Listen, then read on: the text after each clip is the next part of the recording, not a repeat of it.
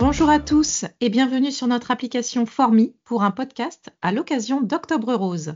Nous allons traiter un thème qui touche de nombreuses femmes, mais aussi 1% des hommes. Cet événement annuel, symbolisé par le ruban rose, est une campagne annuelle mondiale pour sensibiliser les femmes au dépistage du cancer du sein. Pour cela, nous allons recueillir le témoignage d'Anaïs Kemener qui a affronté cette maladie. Anaïs, bonjour. Bonjour. Anaïs Kemener, dans ce podcast, tu vas te confier sur ton combat contre la maladie et le rôle de la course à pied dans cette épreuve. Tout d'abord, qui es-tu? Peux-tu te présenter? Oui, bien sûr. Alors, je m'appelle Anaïs Kemener, j'ai 33 ans. Je suis aide-soignante dans la vie de tous les jours et athlète de haut niveau en parallèle. Je suis marathonienne et voilà, j'ai couru le marathon dernièrement en février en 2h28,43. Donc voilà, effectivement, tu as un parcours assez hétéroclite puisque tu es aussi bien dans la santé que dans le sport de haut niveau. Mais tu as été donc victime d'un cancer du sein. Est-ce que tu peux nous expliquer quand et comment tu l'as appris? Oui, alors j'ai découvert ça en 2015, tout simplement parce que j'avais une boule dans la poitrine que j'ai découvert pendant ma douche.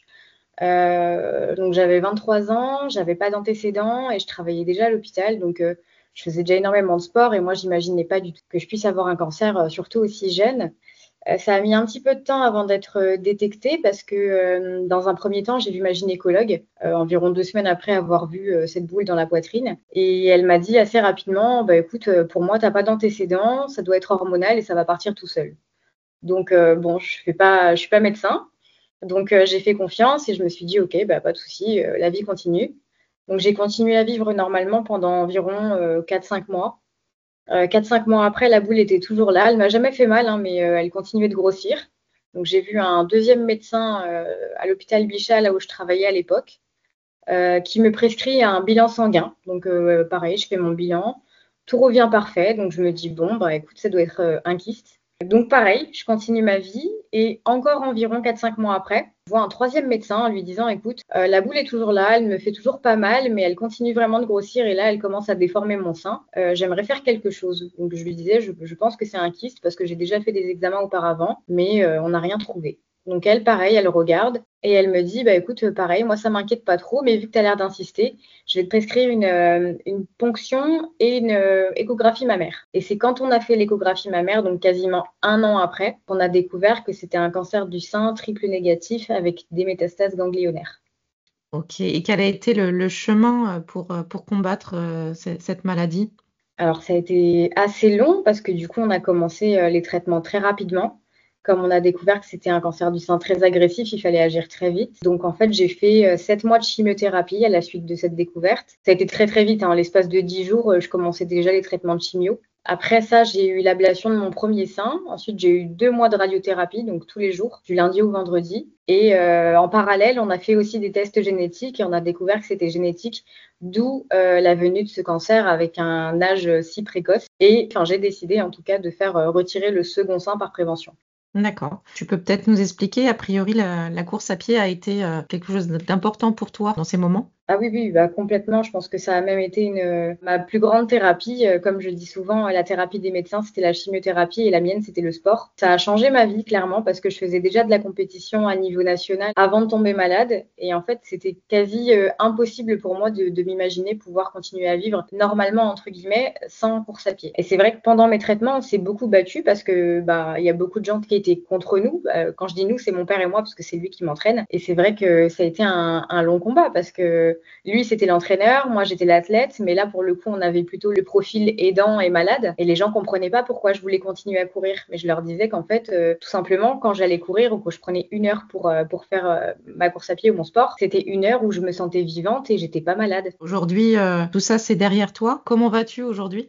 Aujourd'hui, je vais très bien. Tout ça, c'est derrière moi, oui, parce que je suis en rémission depuis 2020. Donc, ça a mis un bon 5 ans. Donc, aujourd'hui, tout va bien. Moi, je suis enceinte de 6 mois, donc c'était un petit bébé miracle aussi, parce qu'à la suite de tous ces traitements-là, on ne savait pas si c'était possible de tomber enceinte par la suite. Donc, tout va Félicitations. bien. Merci beaucoup. Ça marche. Et aujourd'hui, est-ce que tu penses encore à la maladie, à toutes ces épreuves?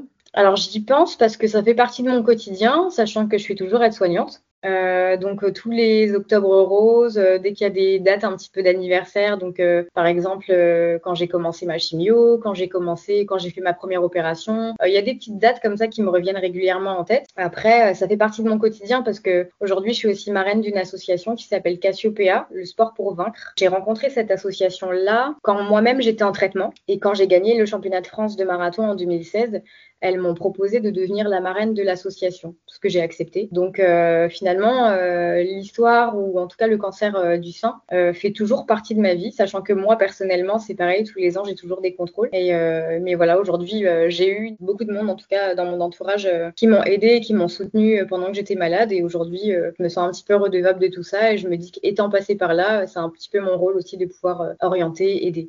Effectivement, aujourd'hui, tu témoignes à travers cette association, au sein de conférences en entreprise, au sein même de ce podcast. Que peux-tu donner comme conseil aux personnes qui nous écoutent et qui se retrouvent dans des situations comparables? Alors, les conseils, c'est vraiment du cas par cas, donc c'est un peu compliqué toujours, mais je pense que déjà, le plus important, c'est vraiment de s'entourer, de ne pas rester seul, d'avoir des proches, d'avoir du monde à qui parler, que ce soit le personnel médical ou la famille. Je pense que, pour moi, ça a fait une réelle différence. C'est que vraiment, quand j'étais avec mes proches, il n'y avait pas d'apitoiement, il n'y avait pas de pitié. Les gens étaient dans la compréhension, mais ils m'accompagnaient, en fait. Ils n'étaient pas dans le jugement. Et ça, je pense que ça fait une grosse différence parce qu'on n'a pas cette étiquette sur le front de malade et ça fait énormément de bien. Et ensuite, il y a justement le côté lien social. Donc, faire une pratique, alors je dirais sportive, mais surtout adaptée en fonction de ses traitements et de ses possibilités. Et là, c'est pareil, de continuer à avoir du monde, de prendre l'air, de changer les idées, de marcher, de faire une activité, peu importe laquelle, ça fait énormément de bien et je pense que ça peut changer complètement une journée. Et quels sont aujourd'hui tes prochains objectifs? Alors, objectif à court terme, avoir un beau bébé en février. Et objectif à long terme, du coup, ce sera plutôt le retour à la compétition sur le plan sportif. Donc, j'ai pour objectif de reprendre la compétition dès que possible quand le corps se sera remis, on va dire, de mon accouchement. Et pour, disons, fin 2026, voire début 2027, avoir retrouvé mon niveau d'avant la grossesse pour retenter les minima olympiques pour les JO de Los Angeles en 2028. Super programme et tout en ayant en parallèle ton activité d'aide-soignante.